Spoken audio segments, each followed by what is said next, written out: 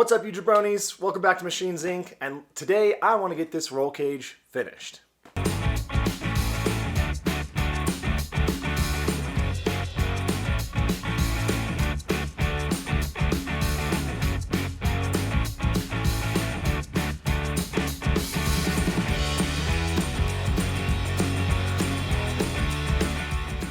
Welcome back to Machines Inc. And today is part 2 of this roll cage build series. So if you guys haven't checked out part 1, definitely go watch that first. I will go ahead and put a link to that in the description down below.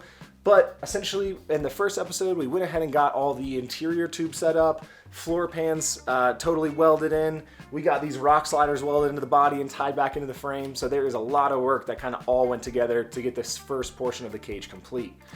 Now, portion 2, we're gonna get the top of this cage finalized. So right now, I have the main structure of it all tacked together, and it's 99% done. Kind of the last things that I'm working on is I still need to make the portions that come from the top cage to connect it to the interior cage. And essentially, I have 4 bolt plates that sandwich the roof of the Jeep between the interior and exterior portions. So I already have those cut out, just need to tack them on and make a couple of parts and pieces. Then I need to pull this thing off, finish weld the entire thing, paint it, reinstall it, and then we can get to putting the rest of this thing all together. So like I mentioned before, these are my bolt plates that are essentially going to sandwich the roof to connect the top portion of the cage to the bottom portion of the cage. So essentially, one of these will sit over these 4 holes right here. Bolts drop through, bolt together, and that's what's connecting it all together. So now we already have our interior portion of the cage is butted right up to the roof right here. These bolts are actually sitting through into the interior portion of the cage right now. So I'm gonna pop these out. I'm gonna go ahead and bolt this down to the roof, and then I can create my small tube that's gonna land on top of this plate and come up and cope around this top main tube.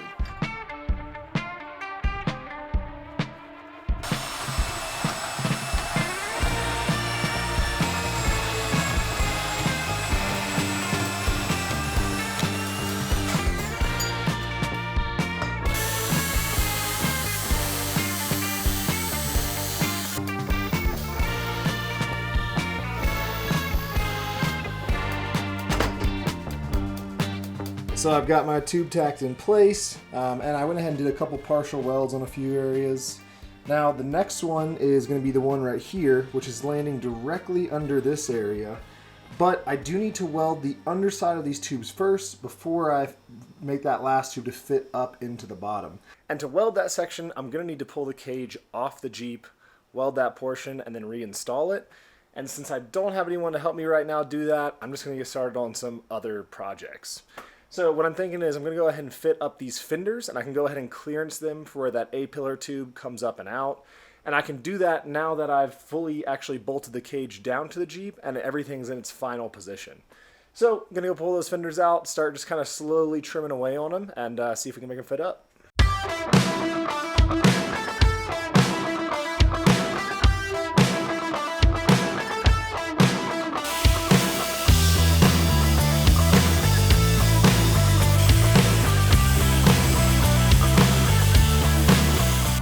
Alright, so I've got both the fenders clearance now, down at the bottom, and then also up top. Not totally perfect, but I'm going to put some rubber trim around this later to clean it up. And then here's the passenger side as well. So those fenders weren't something necessarily that I had to do to get this thing running, but it's all these little small details that really add up in a project like this. So if I had a little bit of downtime, it's nice to be able to go ahead and knock out the small projects like that. So when it comes time for final assembly, everything just pops together super easy. So now I just gotta wait to try to get some help to be able to pull this cage off to weld the underside. And after I do that, I'll be able to start firing off a lot more work on this thing. So, see you next time. Alright, so Kaylee finally got home, and I'm gonna have her help me lift this cage off. I have no idea how heavy it's gonna be, but we'll see.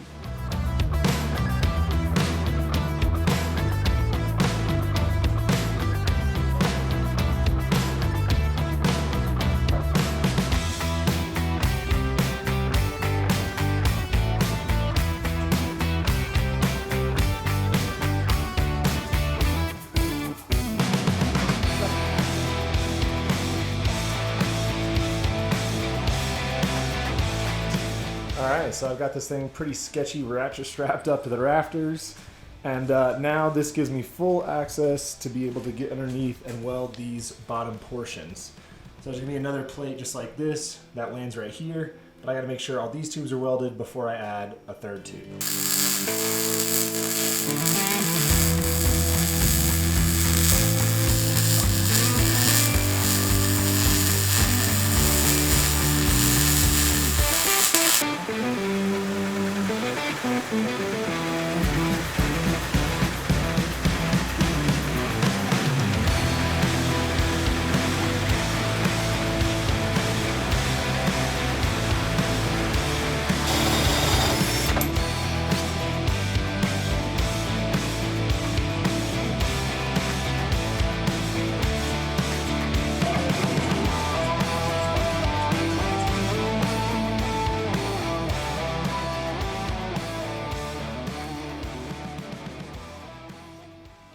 Well, the cage is all welded and all sanded down just with some red Scotch-Brite, and then wiped the whole thing down with acetone. So I'm letting that sit for a minute, and it is time to get to painting.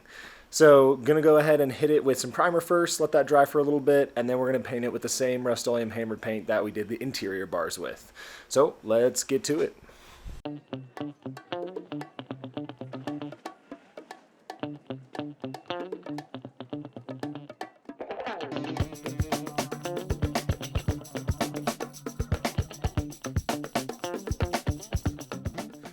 So again, I just used the Rust-Oleum hammer paint that I use on the interior portions of the cage.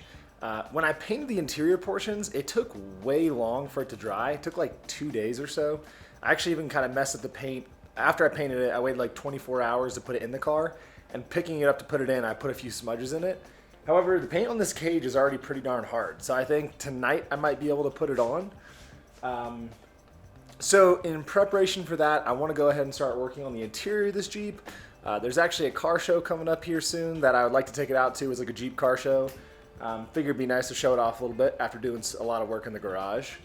So today I'm going to focus on getting the carpet set up in here. So we need to cut the carpets to fit around the roll cage and go ahead and get that dialed in, and then I can start putting some of the trim pieces back in while we wait for this cage to dry. And then later, maybe tomorrow or something, later today, might go ahead and start throwing the cage on.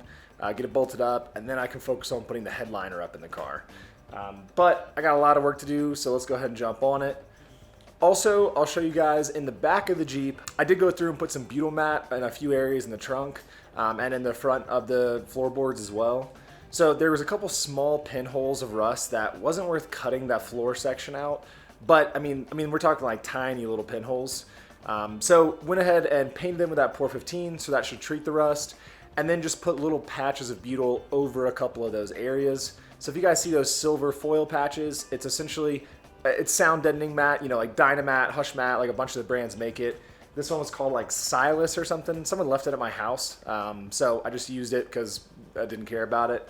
But yeah, butyl is really popular in the automotive world. A lot of manufacturers will use it to seal things up or also to quiet things down. That's why it's used as sound deadening mat. So the strips in the front are all to kind of quiet up that front area. Strips in the back are to quiet that down a bit, and also the little squares are to seal up some little pinholes. Alright, so I got a lot done last night, but I didn't really film much of it for two reasons. One, I was hustling to knock stuff out, and two, it got dark pretty quick, and I was working pretty late into the night. But I'm excited to show you guys what it looks like. It is not done, but it's looking good.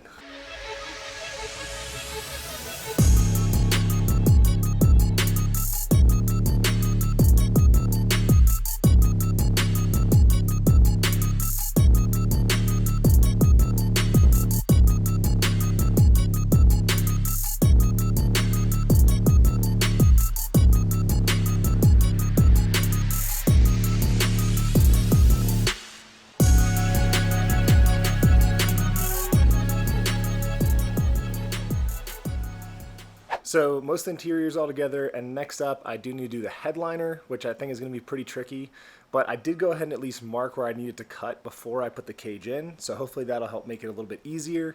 But yeah, we'll pull that thing out, start trimming it, and hopefully be able to shove it in past the cage, so we'll see how it works out.